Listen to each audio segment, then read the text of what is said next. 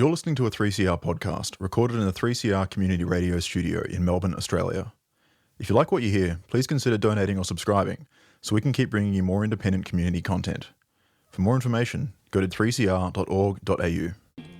So 12 to 1, the Alan Jose Memorial Foundation, a remembrance of Mabo Day.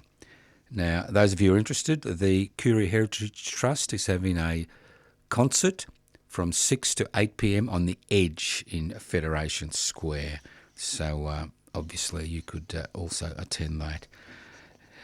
Now, tonight, yes, we'll try to meet our listeners in various parts of the state and the world. We'll be holding a dinner at Taj Mahal, which is an Indian restaurant in Ringwood. Very simple to find. Ringwood Railway Station, get off the train, cross the road, don't turn right, turn left, and about 200 metres down on the left-hand side is the restaurant. You can't miss it, 6:30 p.m, usually till about 8:39 p.m, so please come along if you're a listener to the Anarchist World this week or you're part of the 3CR community. And that reminds me, Wednesday the 17th of June is our Radiothon day for the Anarchist World this week. I'm going to attempt, and the key word is attempt, to raise $20,000, a minuscule amount. I mean, Gina wouldn't even miss it. You know, she'd raise that in 1 second.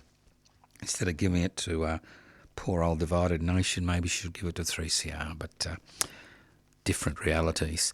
So, Radiothon, 17th of June, you can donate right now. If you go to the 3CR website, if you're not computer literate, ring 9419-8377 and donate right now. So $20,000 is what we're aiming to raise to keep 3CR on air and on its 50th birthday. And don't forget the 50th birthday party for 3CR, which will be at the Collingwood Town Hall, which is in Abbotsford, from 11 a.m. to 4 p.m. on Saturday, the 4th of July, the 250th anniversary of the creation of the United States of America. So if you don't want to watch a bit of cage fighting on the White House lawns, come along to the 3CR community gathering. I call it a birthday party, and dress appropriately. The sacred cows have wandered in. They're laughing at me. They said, "You'll never raise $20,000 for the Radiothon." And I say, people need a tax deduction. Evil minds that plot destruction, sorcerer of death's construction. An analysis you'll never hear anywhere else. Anarchist World this week. Australia's Sacred Cow Slaughterhouse. 10 a.m. every Wednesday. Listen to the Anarchist World this week for an up-to-date analysis of local, national and international events. Poisoning their brainwashed minds. Oh, Lord, yeah.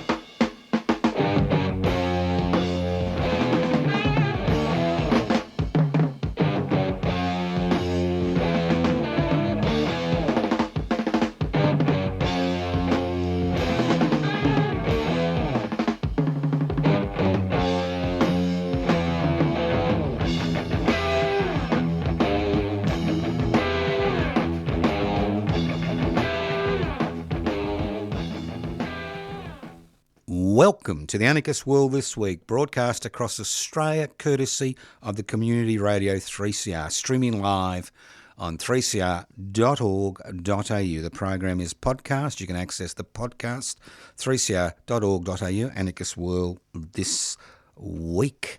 Welcome. It's the 3rd of June, Mabo Day. How many of you remember? 34 years ago, on the 3rd of June 1992, the High Court of Australia found that the legal concept of terra nullius, on which this country was founded, the land of no one, was a charade, was a lie. Now, Mabo Day has tended, it's 34 years since that judgment, has tended to kind of disappear off the Australian lexicon. I mean, we remember Anzac Day, remember Christmas Day, we remember the King's birthday, believe it or not. but we don't seem to remember Mabo Day and how significant it was, because it heralded the beginning of the ability of First Nations people outside the federal jurisdiction, which was basically the ACT and the Northern Territory, to actually achieve a native title. Now, those of you who are old enough to remember 1992, remember the hysteria which occurred when the High Court, in a narrow decision 4-3, stated that terra nullius was a fiction, was a lie. And, you know, they were going to take over our backyards. They were going to sell our children. Well, we sold their children, but that's a different matter. And so it was just extraordinary. And what happened after that, there were bucket loads of extinguishment poured on the Mabo judgment. Now, a lot of people say to me, well, you know, native title is not all it's cracked up to be. But the fact is that many communities, especially traditional communities, have been able, through the native title legislation, to get access to their land. Not in terms of stopping mining companies, not in terms of royalties, but in terms of being able to return to the traditional lands. And over 40% of Australia has been claimed under native title legislation. Now, obviously, native title legislation isn't the be-all and end-all of the struggle for justice as far as the Indigenous community is concerned. But you need to remember that Mabo, that Reconciliation Week, is bookended by 2 days. National Sorry Day, the 26th, Mabo Day, the 3rd of June. And they're exceptionally important days in terms of not just for Indigenous communities, but for all of us in this country. And the fact that terra nullius is no longer the legal justification that is used to accept the colonisation process is something that needs to be lauded. So this year, as in previous years, the Ellen Jose Memorial Foundation will be hosting a Mabo Day gathering, a vigil, in Melbourne's Federation Square from 12 o'clock to 1 o'clock, to which all of you are invited. So the important thing about days is they need to be remembered. How many people remember Labor Day, especially in Victoria? People don't remember Labor Day. Very few people remember May Day. Very few people remember pivotal moments in our history. And Mabo Day has been thrown back into the pit by forces in our society who tend to denigrate the idea that First Nations people have rights, legal rights, not rights based on charity, but based on legality. So, wherever you are, pull out a Torres Strait Islander flag, put it in your front window, talk to your neighbours about Mabo Day. It was the beginning of a long struggle to ensure there is a significant treaty, that sovereignty is respected.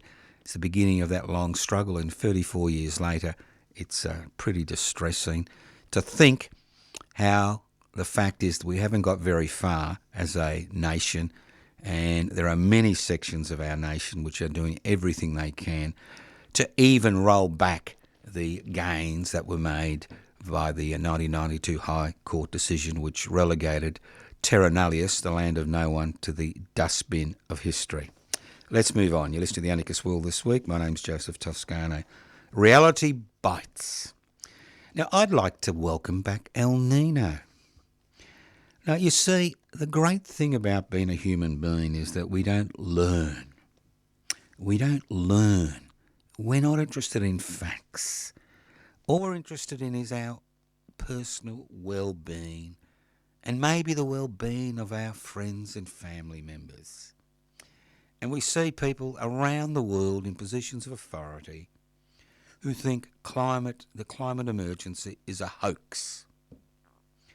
But it doesn't matter what you or I think or I believe. We live on a planet where reality tends to bite back. Now, the El Nino event, which we're expecting to occur in the next few months on planet Earth, will, increased temperatures, and temperatures have been increasing rapidly over the last 20 years. It will create more disturbances in terms of the natural environment, in terms of floods, cyclones, tornadoes, droughts, and the list goes on and on. But we tend to think that it's got nothing to do with us. And as long as we continue on our merry way, everything will be okay. I call it the lemming syndrome. Follow the leader. The lemming syndrome. Although there are significant elements of Australian society which are beginning to accept that climate change is real and that facts are important, that scientists sometimes know what they're saying, the fact is there's an increasing number of people in this country who follow a number of political parties who believe that the climate emergency is irrelevant. And every time there's a natural disaster or we beat another record as far as the heat is concerned, or more people, elderly people die because of the increasing temperatures, we just shrug our shoulders and say, well, it's always been like this. Because they're not interested in facts. They're interested in promoting their little belief systems that it's dig, baby, dig, dig, baby, dig. And when you've got one of the primary economic drivers on planet Earth, and that's the United States of America, which has withdrawn its support for any climate change activities, you realise that we find ourselves in a difficult situation. But the important thing is that as reality bites back, it's important that we don't fight amongst ourselves regarding what's left of planet Earth. Because what's the point? What's the point of supporting an economic system whose major activity is to destroy the very wealth that this society has created on, the natural wealth that ensures that over 8 billion people continue to survive on planet Earth? Now, in the past, I've talked about the 4 horsemen of the apocalypse, little biblical analogy, the 4 horses of the apocalypse. And they're very simple. And the climate emergency is intertwined into the 4 horses of the apocalypse. Increasing population growth, 8 billion today, 9 billion in about 15 years' time. Australia's population has now reached 28 million over the last few days. Limited, finite resources. It doesn't matter how smart our scientists are in creating ways we can destroy each other, as we see in the Ukraine and the Middle East and Sudan. The fact is that resources are finite. It doesn't matter how many of these data centres you're going to build and how much artificial intelligence there's out there. Resources are finite, and we're seeing that battle for resources as far as rare earths are concerned. So we've got an increase in population growth, we've got finite resources, then we've got an economic system which dominates planet Earth, which we speak about incessantly, week after week, which is interested in creating profits irrespective of the human, social and environmental costs. Although a few people are now beginning to realise that maybe that type of economic system is not the best and the healthiest way for us to get along. That's 3. So you've got increasing population growth, you've got limited resources, you've got, as I said, finite resources, I should say, you've got finite resources. So the fact is that there are real issues that face us as individuals, as members of a sovereign nation state, as human beings on planet Earth. And not all of us are going to be able to squeeze into spaceships to go to Mars. And that's the reality.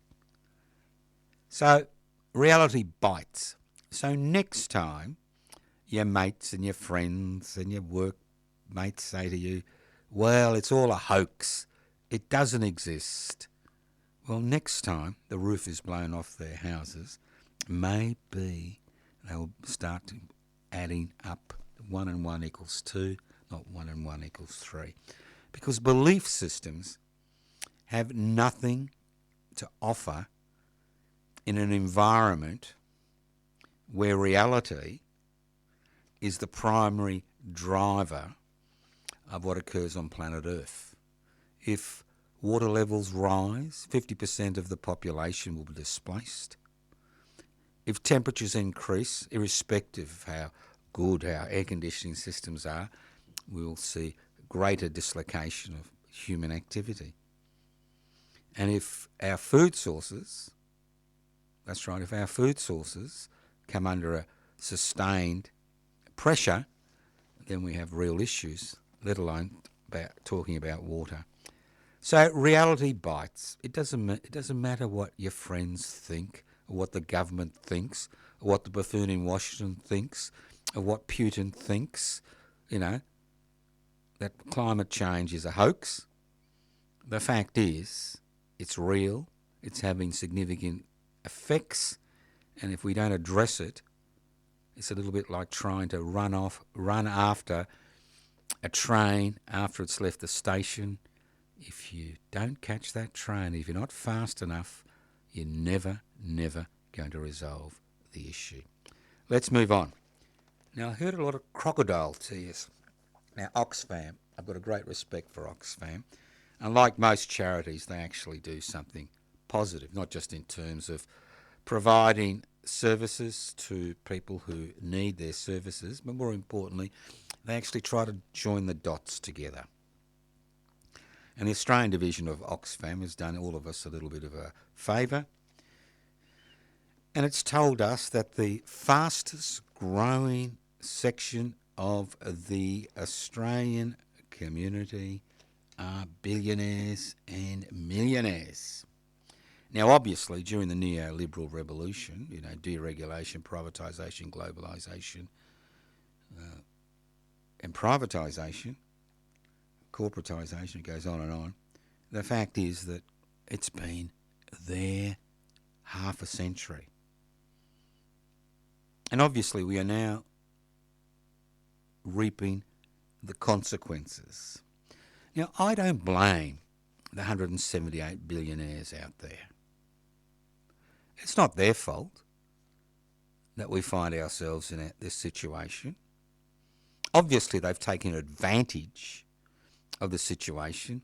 Obviously, they've placed pressure on parliamentarians at the state and federal level to pass legislation which improves their place on planet Earth at the expense of everybody else, because as I said, we have finite resources on the planet.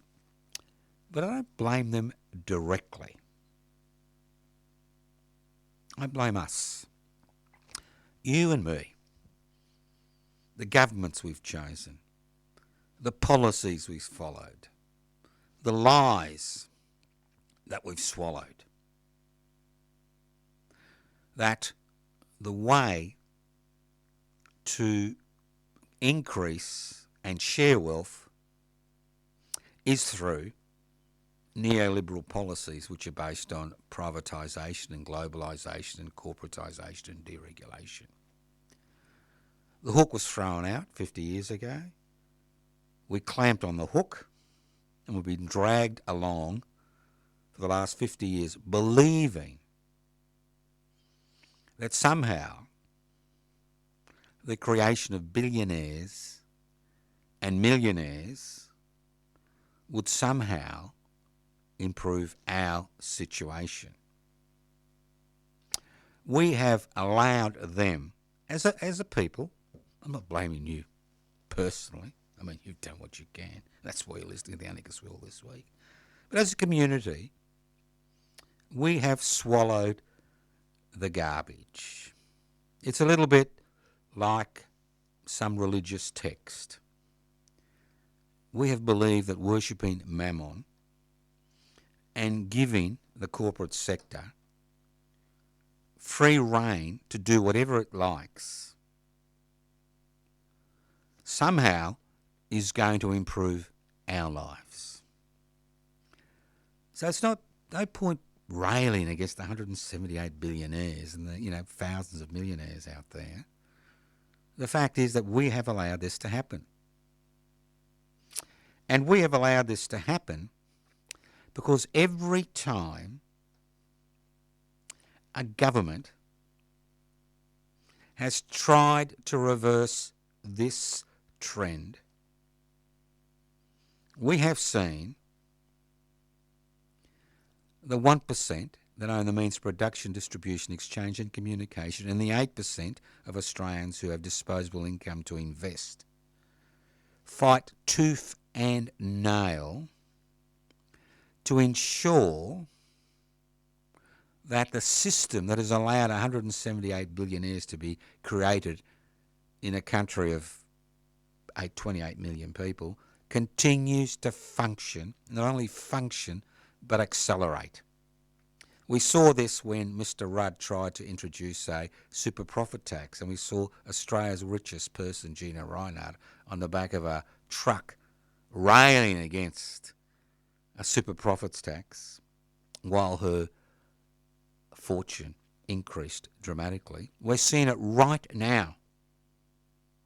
If you look at the commentary regarding the ALP's minor, exceptionally minor reforms to capital gains tax and negative gearing, it's as if the end of the known universe has arrived.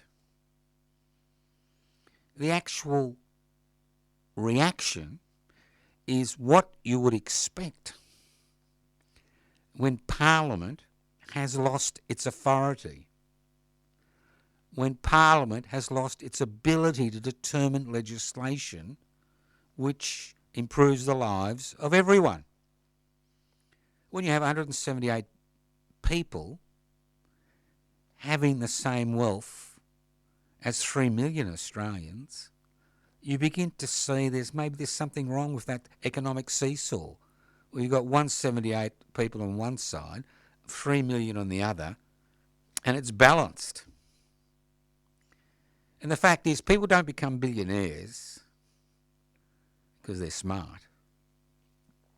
They become billionaires because they're actually able to exploit other people's labour. And nothing highlights this more than the outcry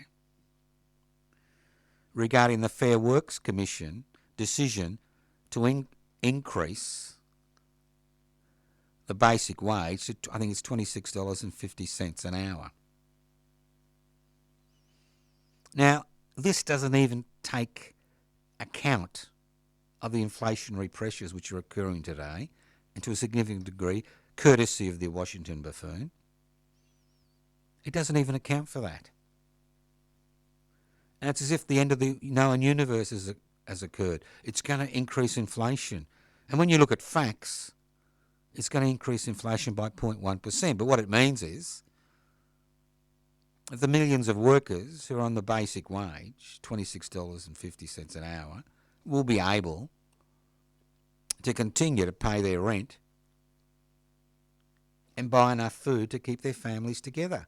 And somehow, if you listen to the economic commentators, it's the end of the known universe, a little bit like the Mabo decision in 1992. It's the end of the known universe. And that's the extraordinary thing about Australian society. An increasing number of us somehow think that the way forward is to continue these policies. Extraordinary. So good luck to the 178.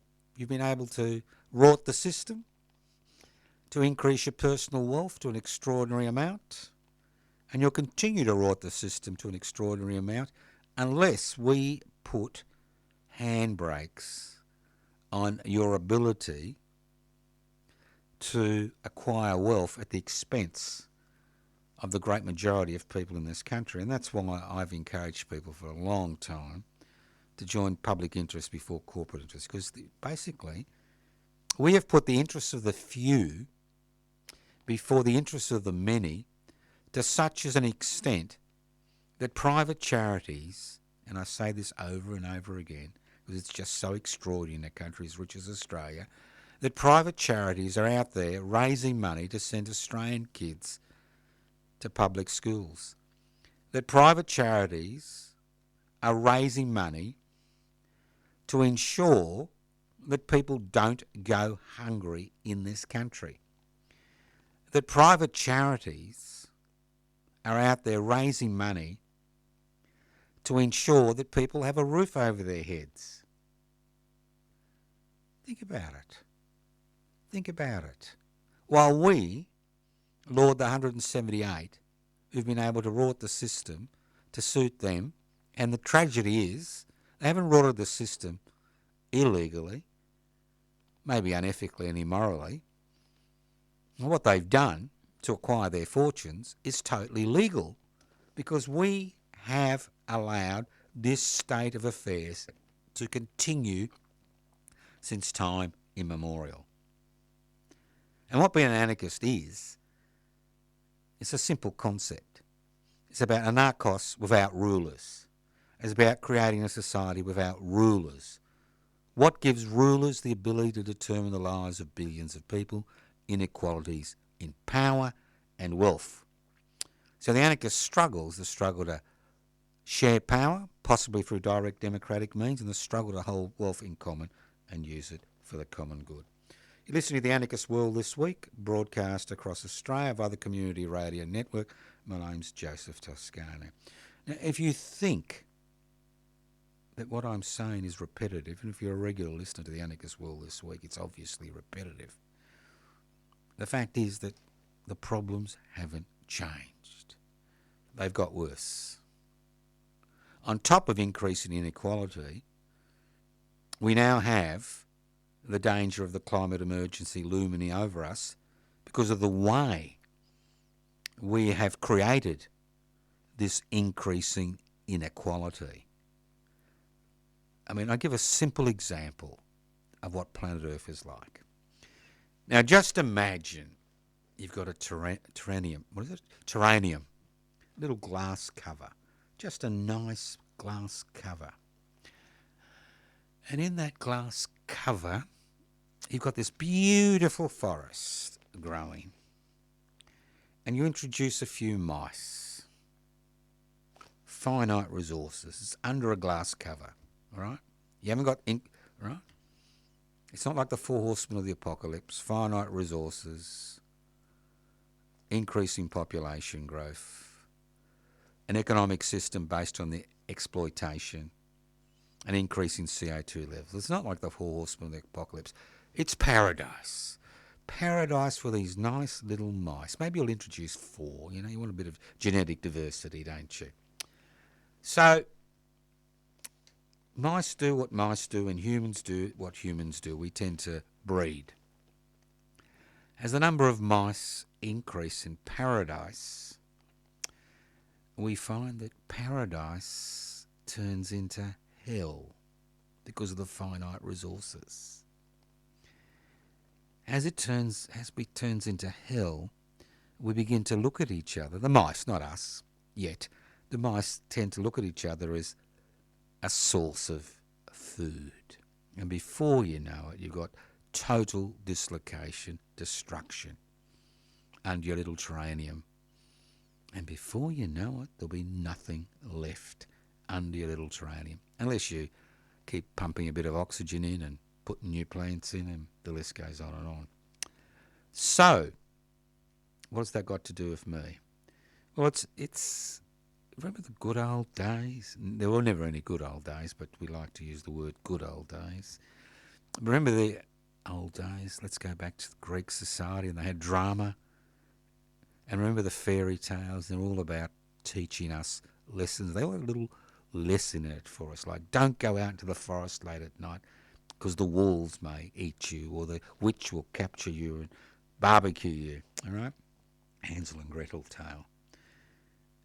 The fact is that in 2026, we are reaching a situation which is not as dire as what we saw under our little terranium, But we're reaching a situation where an increasing number of people are coming under increasing pressure. And as I said last week, we've reached a situation where neo-fascism, which is based on nationalism, the other as the enemy, and a little bit of money from the rich and powerful, is a growing force, and we see that in divided nation. Now, a lot of people think the best way to tackle the growth of divided nation is using policies and facts, but they don't matter. We've reached a situation where people are angry. And they're angry because of the situation, the tautology they find themselves in. They're angry because they've been excluded. But as we saw in Nazi Germany and fascist Italy, no real fascist movement gets off the ground unless it has corporate support. And what we are seeing in Australia today is an increasing number of corporate figures, some of those 178 billionaires, beginning to fund divided nation. So why are they funding divided nation? What's in it for them? It's a little bit like having a billionaire as President of the United States of America who claims he's going to look after the little people, all right? So what's in it for them? Well, the fact is that in a time of crisis, and we are reaching a time of crisis, irrespective of what you think, there are a number of issues which face us, including the climate emergency. In times of crisis, people either unite or they divide. And if people unite against the 1% that own the means of production, distribution, exchange and communication, then they have real problems, because they will never be able to hold on to their wealth, irrespective of how many security guards they have, irrespective of how many politicians they bought off, irrespective of how many political parties they have bought off. They will lose their ability to dictate policies and the way we live. But if we continue to be divided, then they win. And they're able to hang on to and expand their wealth and power. And that's why we are now seeing an increasing number of our billionaires and multimillionaires funding divided nation. Because they know that if people begin to understand and join the dots, that their dislocation, their anger, their marginalisation is directly related to the fact that we have allowed the neoliberal beast to rampage over us as a people. They know their number, they know their number is up. So what we need to look at is not just why people are attracted to the orange people, that's divided nation, not the fact they have no policies and don't rely on facts and don't believe facts matter, not the fact that they support the Washington Buffoon, not the fact that they deny that climate change occurs, not the fact that they think First Nations people are the enemy or Muslims are the enemy, but they've created an other which we can learn to hate and loathe.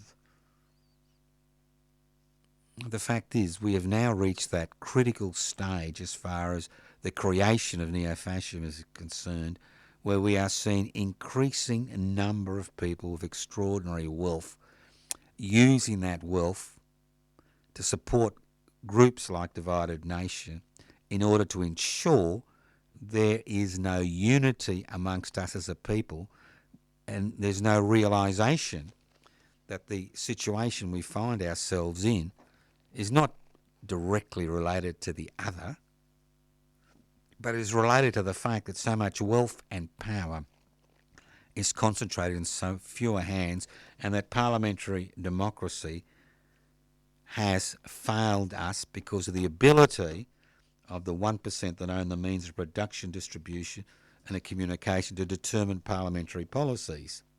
As we see, when a political party strays from the agenda, even 1% deviation from the agenda, we see the reaction that we see in society, where people who've got no investment properties, people who've got no hope of buying a home, people who find themselves in social security pensions, think that somehow these changes are going to have a profound impact on their lives. It's a little bit like a few years ago, I think during the last federal election, somebody I knew who was on a disability support pension said, I voted for Divided Nation. I said, that's interesting. What got you to vote for Divided Nation? Oh, well, I was told that the government was going to take away my pension, and I was concerned. So, misinformation, disinformation, outright lies, manipulation of facts, ignoring facts, basing our whole essence, our whole who we are on belief systems, leads to the situation we find ourselves in 2026. So if you're dealing with a juggernaut that has no policies, not interested in facts, the best way to derail that juggernaut is to ensure that people begin to understand that the situation they find themselves in is not due to the other, the immigrant, the Muslim, the Aboriginal and Torres Strait Islander, you name it, but it's due to the fact of the growing inequality which has occurred in our country because governments are no longer willing to risk losing power because of the extent of the power which the billionaire class is able to exert on our society. You're listening to The Anarchist World this week. That's right. Broadcast on the Community Radio Network. This program is streaming live on 3cr.org.au. Now, the great thing about living in 2026, I love it. Anger, fear, loathing, hatred. It's all in a good cause. Did you know that? Anger, fear, loathing, hatred. Seems to be the name of the game in the side world we live in. Because more and more people obviously are gravitating to the World Wide Web. It's easy. All the answers are at their fingertips, they think. And they go on the net and they see something, don't know if it's true or not. Facts don't matter. It's all about ideas, belief systems. They get angry. They become fearful, looking around for the other. They start loathing the other, although they may have never met the other. And hatred is spawned. Now, this is all for a good cause. Do you know what the good cause is? Well, a lot of people think that the World Wide Web somehow is this egalitarian platform which allows everybody to work, to disseminate ideas on an equal basis. And when we get on the World Wide Web and we see something, we get involved in heated discussions of people we don't know about nothing in particular. Now, the whole beauty of this model, this algorithm, and it is an algorithm, is the fact that the whole purpose of the World Wide Web, the privatised World Wide Web, is very simple. It's to sell advertising. It's to ensure your eyeballs are attracted to this advertising to which people make a buck, whether they're influencers or the people who own the platforms or the people who work on the platforms. So the longer you stay on the net involved in these ridiculous arguments about ridiculous things, the greater the amount of advertising which comes your way. The more eyeballs attached to a particular advertisement, the more the platform can charge. So if you've got a platform which encourages people to be angry, which rewards people for hatred and loathing, which ensures that people go to bed at night quaking in their boots because of all these threats, potential threats out there, you've won. That's what the algorithm is all about. And the fact is, it's all for a good cause. And you know what that good cause is? That good cause isn't to educate you, isn't to deliver facts to you, isn't to even reinforce your opinions, irrespective of what they are. That good cause is for you and me to look at their advertisements.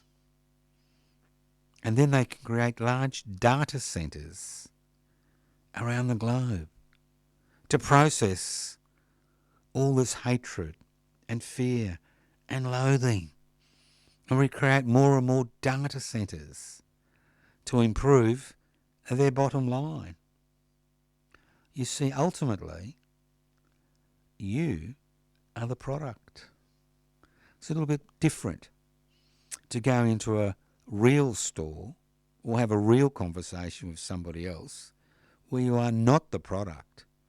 You're actually a human being. So I'm not telling you not to go on the World Wide Web. But what I'm telling you is that it's been manipulated in such a way, because it's almost totally privatised, to ensure that those who own those platforms continue to enrich themselves, irrespective of the harm and hatred, divisions that they cause in the community. You're listening to the Anarchist World This Week, broadcast across Australia via the Community Radio Network. My name's Joseph Toscano. Now, some things you can't actually dream up. Now, I don't know if you have dreams. I have dreams. Usually stupid dreams that mean nothing. Well, unless you go to a dream counsellor, which I've never been to. But there are some things you just cannot dream up.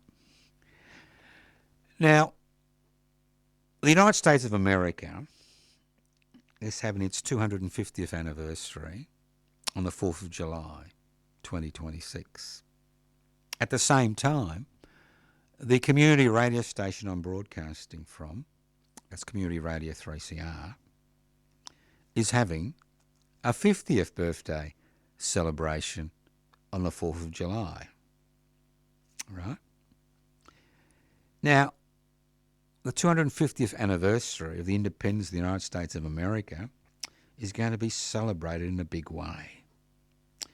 And the Washington Buffoon has decided that he will incorporate his 80th birthday celebrations with the 250th anniversary celebrations.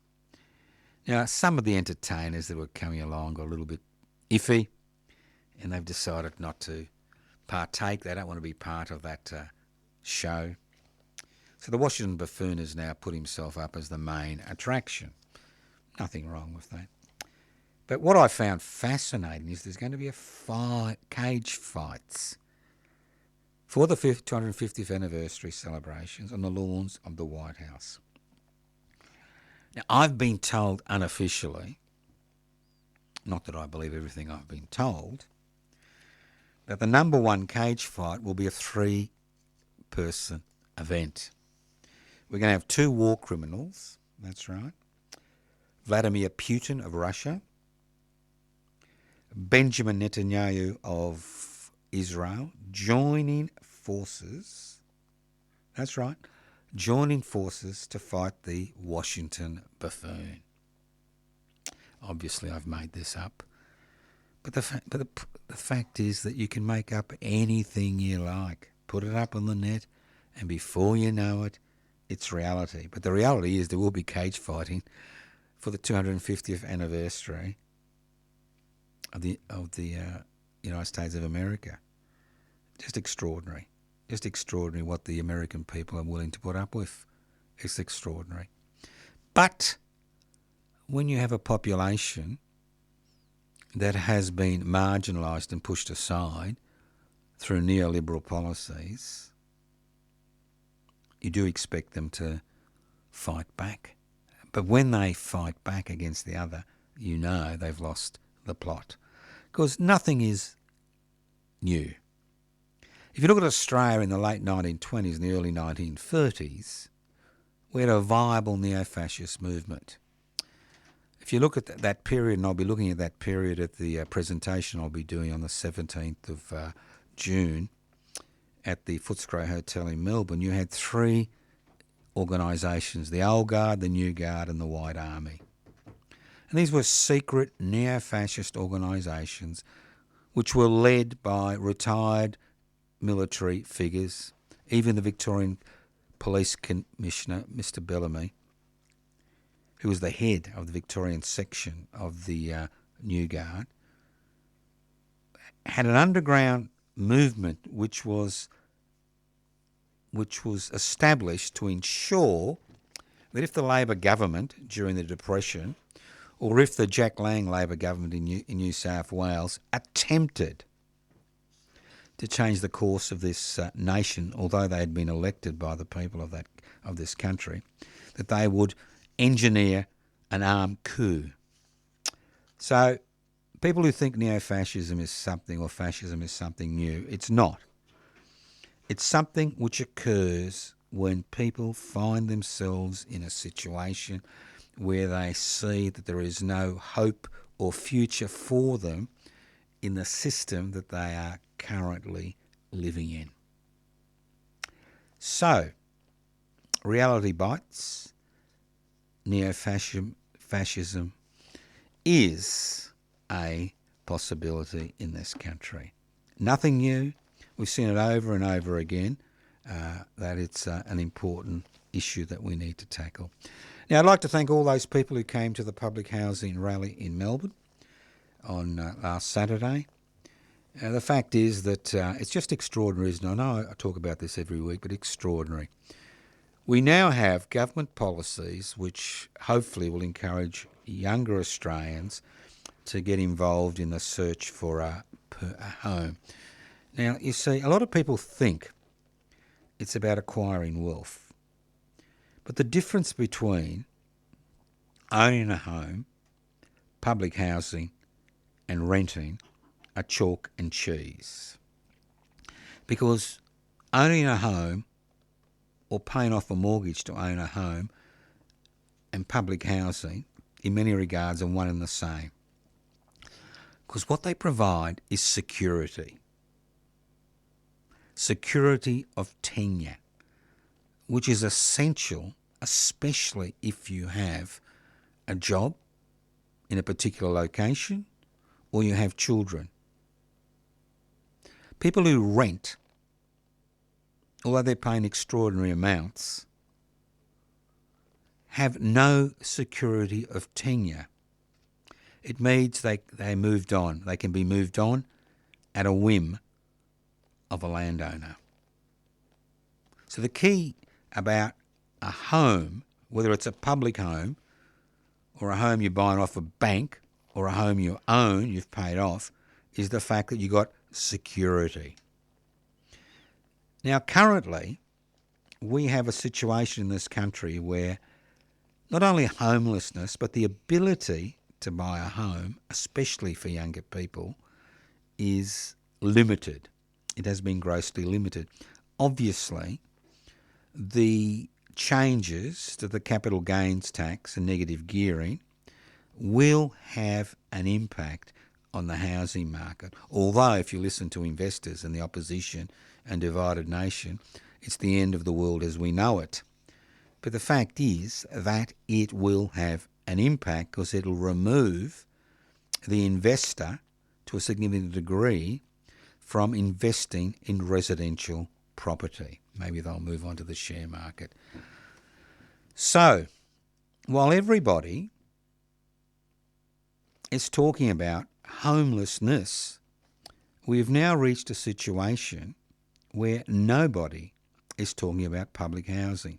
The interesting thing about the mass rally in Melbourne regarding public housing was the normal people you would expect, the normal organisations you would expect to attend rallies to promote public housing were not there. The church groups were not there. The charities were not there. Obviously residents were there, and people involved in the public housing sector were there. But the normal people you would expect to be interested in promoting public housing, which is publicly owned, publicly managed and hopefully publicly constructed, were not there. So why were they not there? Because successive governments, both in New South Wales and Victoria, both ALP states, have done everything they can to muddy the waters regarding their privatisation of public housing agenda. For far too long, people have believed that community housing, social housing, affordable housing is somehow public housing. It is not public housing. It is privately owned housing. It may be owned by a not-for-profit charity. It may be owned for a profit charity. It may be owned by a church group. And most of these titles they have been given to them by the state governments at the state level in New South Wales and Victoria. But the fact is they now have their snouts in the trough. They have been able to prosper from the privatisation of public housing. And that's why we never see them at public housing rallies anymore.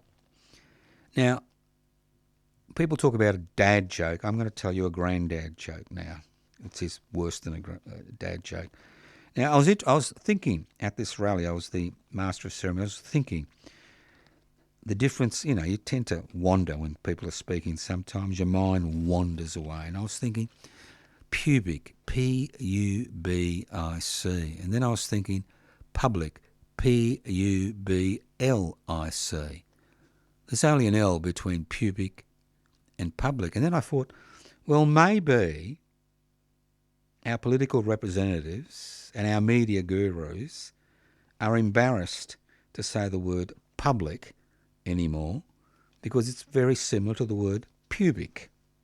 Then I thought, what a ridiculous notion, Joe. Why are you sharing it with the listeners on the Anarchist World this week? But it seems as if the word public has now become some type of four-letter word, although it's a six-letter word. People don't use the word public. And when they use the word public, they use it to denigrate certain institutions. You talk about public hospital and people think, oh, that's second rate. You talk about public housing, oh, that's terrible. You talk about anything public is bad. Why is it bad? It's simple. It's not efficient. Why isn't it efficient? Because there are not enough taxpayer resources directed to these important public institutions like public health, public education, public infrastructure. And why aren't they directed in that direction? Well, I'm sure the 178 billionaires will be able to help you out there. The fact is, we have a taxation system. Even if we attempt to reform it, mildly, is so entrenched in the thinking of people in this country that there will never be enough resources to actually provide services and security to the Australian people. And it's a tragedy that in 2026 we're seeing billionaires support groups like Divided Nations to ensure we continue to fight amongst each other regarding relatively, non-important issues, while at the same time strengthening their ability to determine parliamentary policies. So we are in a difficult situation, especially those of us who think that the way forward is to increase resources for public institutions, who are thinking about reversing the privatisation of public institutions. So it is a difficult time, but it's also an exciting time, because we are reaching a situation where facts become important, because reality bites, and we are beginning to see the reality of the policies that have been pursued during the neoliberal revolution now have a profound impact on the type of society we have created. And once we realise that, we have the ability to change the current trajectory of what is occurring in this country. Once again, happy Mabo Day. Thank you for listening on the 3rd of June. If you're in the city of Melbourne, we're having a small gathering, a vigil in Federation Square between 12 and 1 today. That's in an hour's time. Hopefully we'll see you there. The important thing is keep your eyes open, keep thinking, keep working towards creating a society which is based on egalitarian principles. Thank you for listening to The Anarchist World this week on your local community radio station, courtesy of the Community Radio Network. You can leave messages on 0439 395 489, 0439 395 489. Don't forget, the 17th will be Radiothon Day, where I'm trying to raise $50,000. It's not $50,000, it gets up every minute. $20,000 to keep Radio 3CR on air, the station to which you hear The Anarchist World This Week, which is broadcast across Australia, courtesy of those wonderful people at the Community Radio Network. On the 17th, I'll be doing a special program for all those people outside the Melbourne catchment area, because obviously you'll be raising money to support your own community radio station around this country, because community radio stations continue to play a significant role in the lives of so many people in this country, and they need your support. The more financially independent they are, the less able are people able to determine their policies. YouTube channels, Public Interest Before Corporate Interest, josephtoscano.nam. Evil minds that plot destruction, sorcerer of death's construction. An analysis you'll never hear anywhere else. Anarchist World This Week, Australia's sacred cow slaughterhouse. 10 a.m. every Wednesday. Listen to The Anarchist World This Week for an up-to-date analysis of local, national and international events. Poisoning their brainwashed minds. Oh, Lord, yeah.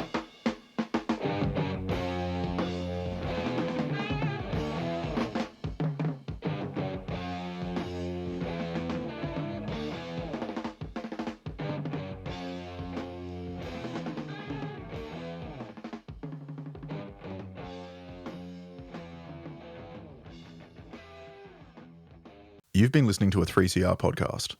If you found it valuable, please consider donating or subscribing to support independent community radio. To find out more, go to 3cr.org.au.